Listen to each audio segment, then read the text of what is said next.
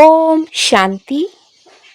तुम ब्रह्मामुख वंशावली ब्राह्मण हो। तुम्हें ही बाप द्वारा ज्ञान का तीसरा नेत्र मिला है। तुम अभी ईश्वरीय गोद में हो। তোমরা হলে ব্রহ্মামুখ বংশাবলী ব্রাহ্মণ। তোমরাই বাবার কাছ থেকে জ্ঞানের ত্রিনয়ন পেয়েছ। তোমরা এখন ঈশ্বরের কোলে রয়েছ। अद्वैत राज जहाँ दूसरा कोई धर्म नहीं, उस राज्य की स्थापना का आधार क्या है? अद्वैत राज्य যেখানে অন্য কোনো ধর্ম থাকবে না, সেই রকম রাজত্ব স্থাপনের আধার বা ভিত্তি কি হতে পারে? योग बल, बाहुबल से कभी भी अद्वैत राज्यों की स्थापना हो नहीं सकती। वैसे क्रिश्चियन के पास इतनी शक्ति है जो अगर आपस में मिल जाए तो सारे विश्व पर राज्य कर सकते हैं, परंतु ये लॉ नहीं कहता विश्व पर एक राज्य की स्थापना करना बाप का ही काम है। योग बल, বাহুবলের মাধ্যমে কখনো অদ্বৈত রাজত্ব স্থাপন সম্ভব নয়। হয়তো খ্রিস্টানদের কাছে এত শক্তি আছে যে তারা নিজেদের মধ্যে মিলিত হয়ে গেলে সমগ্র বিশ্বের উপরে রাজত্ব করতে পারবে, কিন্তু আইন তো এই কথা বলে না।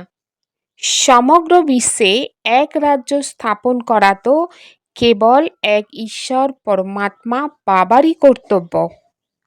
আচ্ছা, বাচ্চাদের ওম শান্তি শব্দের অর্থ বাবা অনেকবার বুঝিয়েছেন।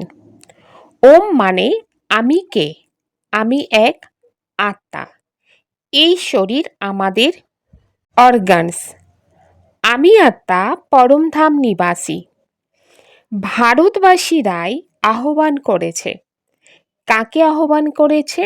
অর্থাৎ ডেকেছে, হে দূরদেশীর বাসী তুমি এসো। পরমাত্মা বাবাকে এইভাবেই ডেকেছে। তো কেন ডেকেছে? কারণ ভারতে এখন অতি ধর্মগ্লানি হয়ে গিয়েছে। ধর্মগ্লানি নিশানি কি? চারপাশে কেবল দুঃখ, অশান্তি, লড়াই ঝগড়া।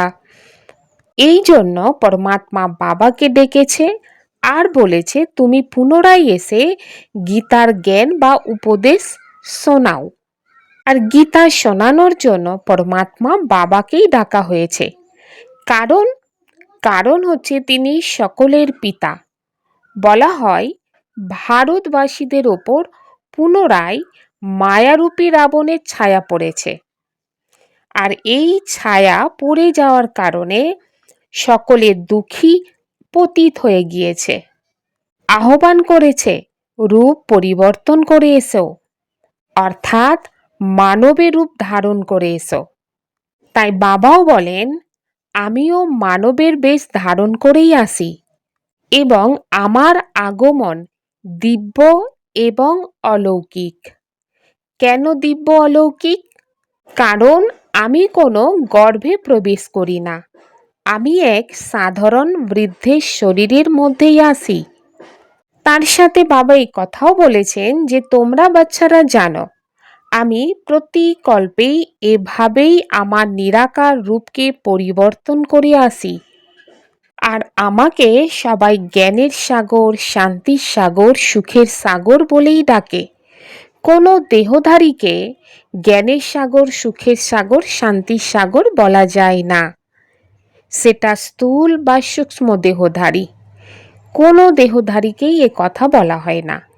এই কথা একমাত্র বলেছে আমাকে, অর্থাৎ নিরাকার জ্যোতিকে। বাবা বলেন যে আমি পুনরায় এই সাধারণ বৃদ্ধের শরীরের মধ্যেই এসে তোমাদেরকে সহজ রাজযোগ শেখাচ্ছি। কখন এসে শেখাই? যখন সারা দুনিয়া পতিত তমপ্রধান কাঙ্গাল হয়ে যায়, তখন আমাকে আসতেই হয়।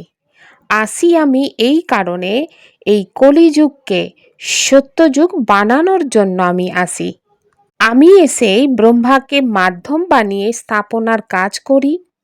শঙ্করের মাধ্যমে বিনাশ এবং বিষ্ণুর মাধ্যমেই আমি পালন করে থাকি। এই লক্ষ্মী নারায়ণ হলো বিষ্ণুর দুই রূপ। তোমরা বাচ্চারা এটা জানো। বাবা পুনরায় রূপ পরিবর্তন করে এসেছে। আর সেই আত্মা ভাগ্যশালী। কোন আত্মা? বাবা যে রূপ পরিবর্তন করে এসেছে, সেই রূপকে যে আত্মারা চিনে নিতে পেরেছে আর বাবারই মতে চলতে পারছে, তো তারাই সেই ভাগ্যশালী আত্মা। এই জন্য বাবা বলেন, নিজেকে দেখো, তুমি কি সত্যিই সেই ভাগ্যশালী আত্মা? হ্যাঁ, বাবার সাথে আমাদের সুন্দর একটা সম্পর্ক। বাবা বাবা হিসাবে আমাদের কাছে এসেছেন, শিক্ষক হিসাবে শিক্ষা দিচ্ছেন এবং সদ্গুরু হিসাবে আমাদের পাপ থেকে মুক্ত করাচ্ছেন। তো বাবা আমাদের পরম সদ্গুরু, যাকে সুপ্রিম বলা হয়। বাকি কোনো দেহধারীকে सुप्रीम बोला जाए ना। लौकिक बाप तो बच्चे की पालना कर फिर उनको स्कूल में भेज देते हैं। कोई बिरला होगा जो बाप टीचर भी होगा, ये कोई कह ना सके। सब आत्माएं मुझे पुकारती है, गॉड फादर कहती, वह तो आत्मा का फादर हो गया है। लौकिक बाबा সন্তানের লালন পালন করার পরে তাদেরকে স্কুলে পাঠিয়ে দেয়। খুবই কম আছে যে নিজের পিতা এবং শিক্ষক। বাকিরা কেউ নিজেকে এরকম বলতেই পারবে না। সকল আত্মাই আমাকে আহ্বান করে। কি বলে আহ্বান করে? গড ফাদার বলে ডাকে। সুতরাং তিনি সকল আত্মার পিতা। এটা সত্য যুগে তো মায়া থাকবে না যে আহ্বান করতে হবে। ওখানে কেবল সুখ আর সুখ। তোমরা বাচ্চারা জানো যে এই চক্র কত হাজার বছরের জন্য? 5000 বছরের জন্য। অর্ধেক কল্প অর্থাৎ সত্য এবং ত্রেতা যুগ হলো দিন, আর আধা কল্প অর্থাৎ দাপর এবং কলিযুগ হলো রাত্রি। তো তোমরা বাচ্চারা হলে ব্রহ্মার মুখ বংশাবলী অর্থাৎ ব্রাহ্মণ। ব্রহ্মা অর্থাৎ তোমাদের মতো ব্রাহ্মণদের ক্ষেত্রেই এই দিন রাত্রি গায়ন করা হয়েছে। তোমাদের মতো বাচ্চাদের কাছে এই দিন রাত্রি পুরো জ্ঞান রয়েছে। লক্ষ্মী নারায়ণের কাছে এই জ্ঞান নেই। এখন তোমরা সঙ্গম যুগে রয়েছ। তোমরা জানো যে ভক্তি মার্গ সম্পূর্ণ হয়ে এবার দিন শুরু হবে। দিন অর্থাৎ সুখের সময়। তোমরা এখন বাবার কাছ থেকে এই জ্ঞান পেয়েছ। কলিযুগ কিংবা সত্য যুগে কারোর কাছে এই জ্ঞান থাকবে না। হ্যাঁ, সত্য যুগে দেবী দেবতা থাকবে, কিন্তু দেবী দেবতার কাছে আত্মিক জ্ঞান থাকবে না, কিন্তু আধ্যাত্মিক সংস্কার থাকবে। আর কলিযুগে মানবের কাছে না এই জ্ঞান আছে, না সংস্কার আছে। তাই গায়ন করা হয় ব্রহ্মার দিন এবং ব্রহ্মার রাত্রি। রাত্রি মানে অজ্ঞানতা, দুঃখ, কষ্ট, অশান্তি। তোমরা এখন সূর্য এবং চন্দ্রবংশের রাজত্ব পাওয়ার জন্য পুরুষার্থ করছো। তারপর অর্ধেক কল্প পরেই তোমরা সেই রাজত্ব হারিয়ে ফেলেছ। তোমরা ব্রাহ্মণরা ছাড়া অন্য কারোর কাছে এই জ্ঞান নেই। বাবা কিন্তু বারবার মনে করিয়ে দিচ্ছেন যে ব্রহ্মা বংশাবলী ব্রাহ্মণরা ছাড়া কারোর কাছে এই আধ্যাত্মিক সঠিক জ্ঞান নেই। তোমরা দেবতা হয়ে গেলে এই জ্ঞান আর থাকবে না। এখন রাত্রি রয়েছে। মানব শিবরাত্রি পালন করে। কৃষ্ণের ক্ষেত্রেও রাত্রি উল্লেখ করা হয়, কিন্তু তার প্রকৃত অর্থ জানে না। উল্লেখ তো করে মানব, কিন্তু সঠিক অর্থ তো জানে না। শিব জয়ন্তীর অর্থ শিবের পূর্ণ অবতরণ।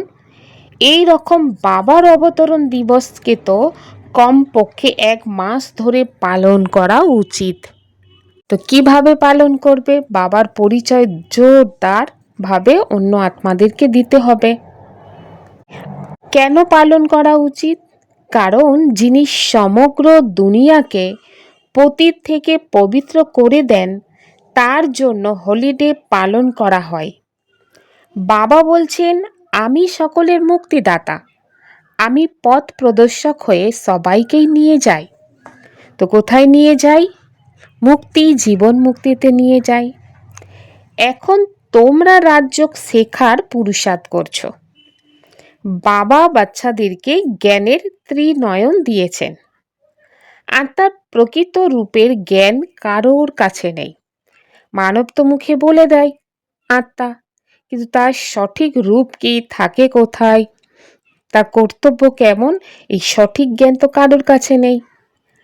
বাবা বলেছেন যে তোমরা আত্মারা আঙুলের মতন নও, আরও অখণ্ড জ্যোতির মতনও নয়। তোমরা হলে নক্ষত্র সমান, বিন্দু তুল্য। আমিও বিন্দু তুল্য আত্মা, কিন্তু আমি পুনর্জন্ম নেই না। হ্যাঁ, আত্মা পুনর্জন্ম নেই, বারবার জন্ম নিতে থাকে। স্বভাব সংস্কার কর্ম অনুসারে জন্ম অবশ্যই নেই, সব কিছু প্রাপ্তি করে, কিন্তু পরমাত্মা পুনর্জন্ম নেয় না। এই জন্য বাবা বলেন যে আমার মহিমা সম্পূর্ণ আলাদা, আমি সুপ্রিম, তাই আমি জন্ম মৃত্যুর চক্রে আসি না। কেন আসে না? কারণ বাবা হচ্ছে সুপ্রিম, তাই জন্ম মৃত্যুর চক্রের বাইরে থাকে। জন্মগ্রহণ করে সেই জন্ম দিব্য अलौकिक। तुम आत्माएं शरीर में आती हो तो 84 जन्म लेती हो। मैं इस शरीर में प्रवेश करता हूँ, ये लोन लिया हुआ है। বাবা বলেন, তোমরা আত্মারা শরীর ধারণ করো এবং 84 বার জন্মও নাও। আমি এই শরীরের মধ্যে প্রবেশ করি।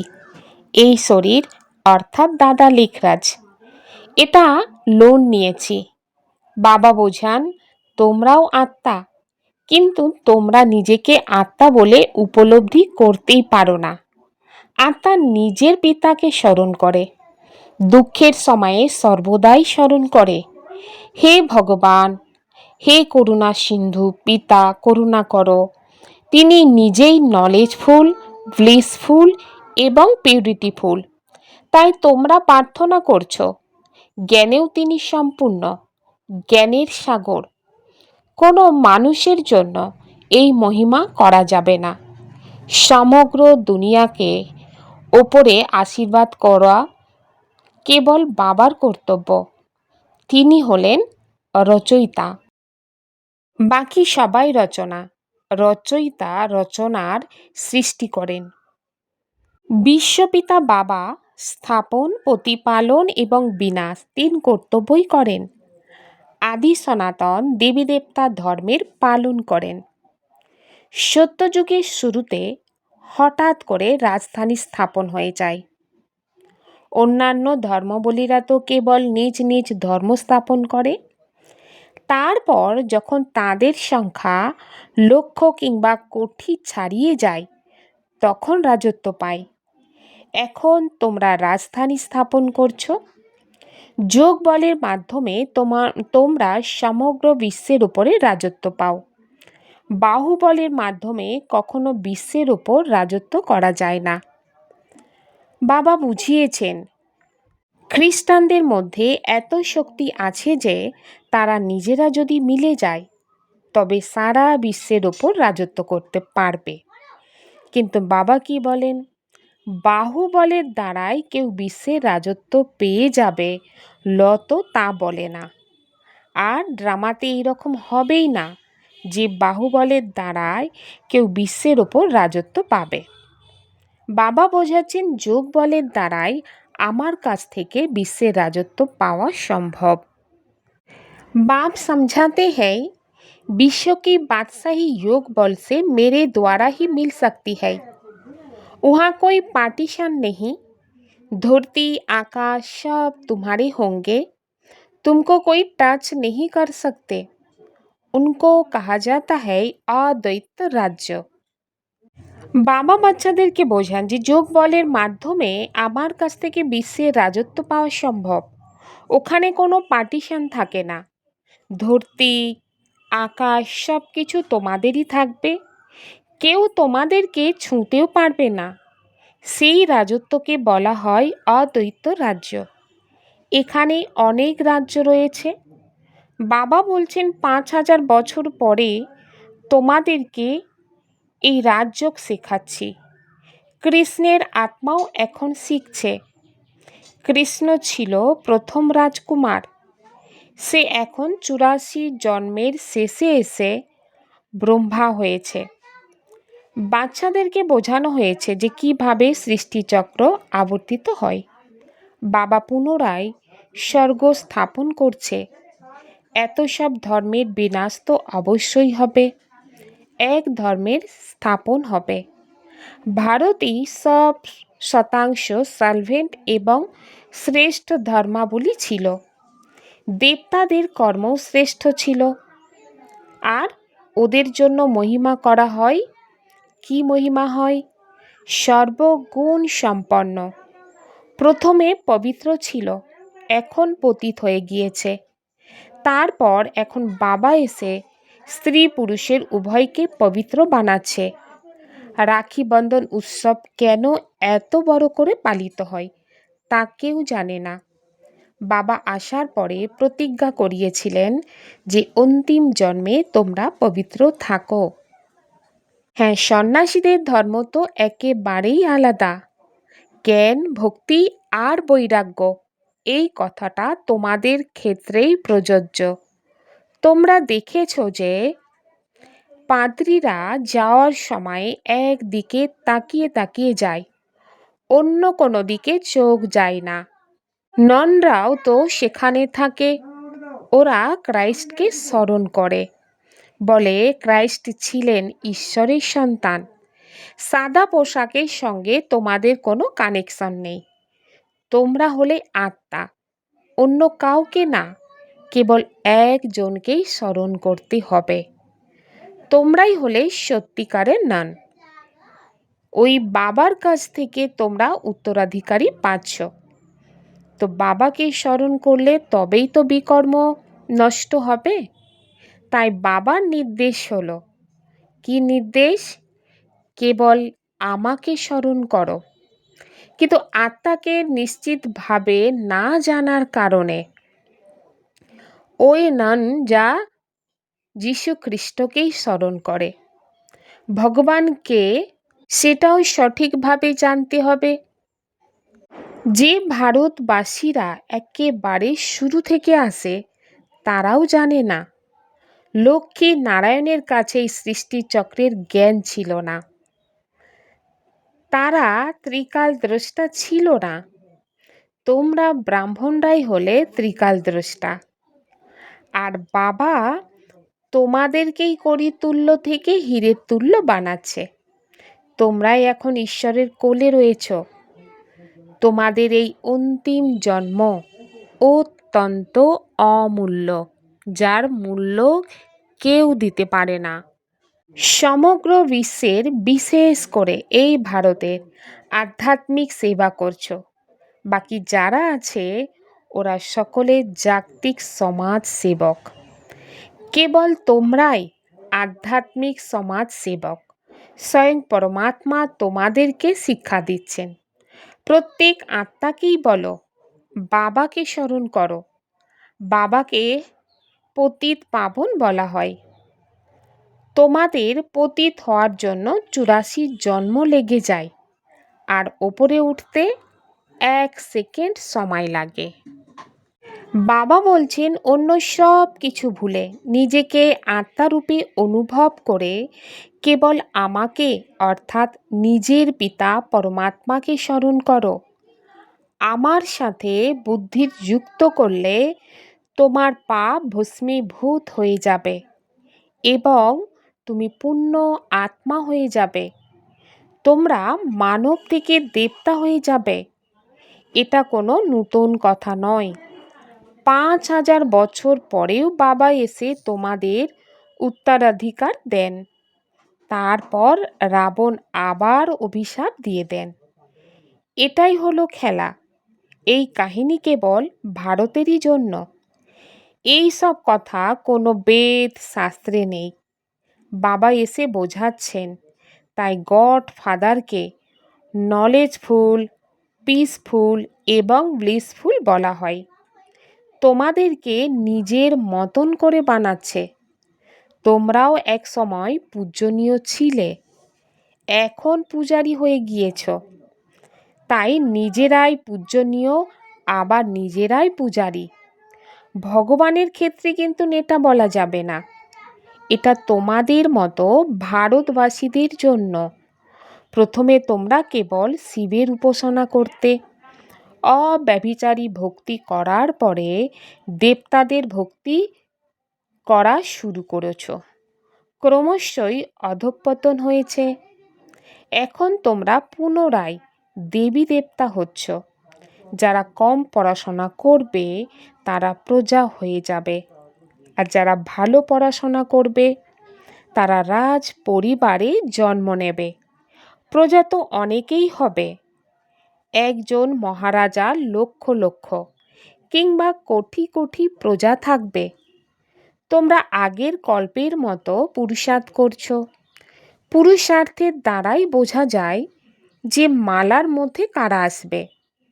প্রজাদের মধ্যেও কেউ গরিব, কেউ ধনী হয়। ভক্তি মার্গে ঈশ্বরের উদ্দেশ্যে দান করে। ঈশ্বরের কাছে কি অভাব আছে? অথবা বলবে কৃষ্ণ অর্পণময়। বাস্তবে তো ঈশ্বরের উদ্দেশ্য অর্পণ করে।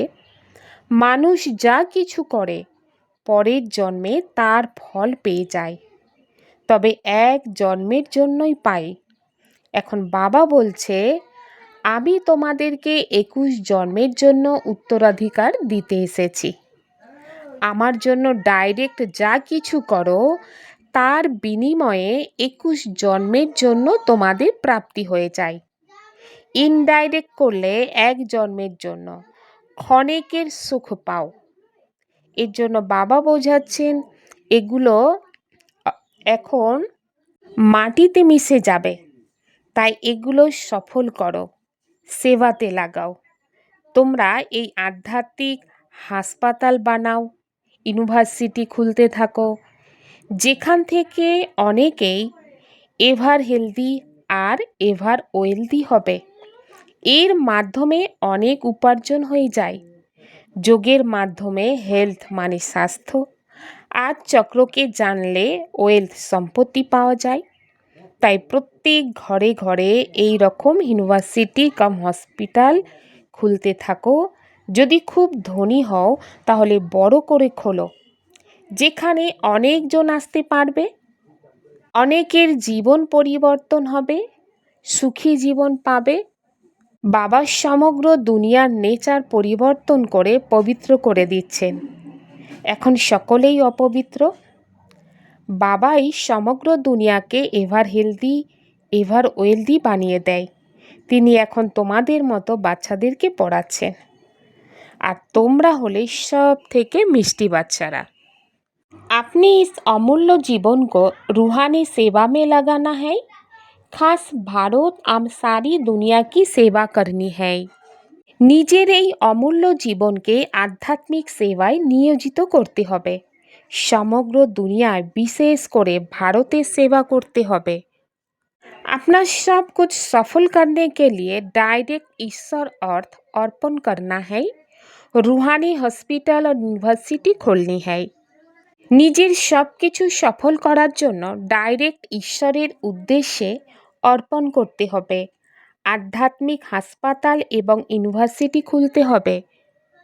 একরস স্থিতির দ্বারাই অতীন্দ্রিয় সুখের অনুভব করে সর্ব আকর্ষণ মুক্ত হতে হবে।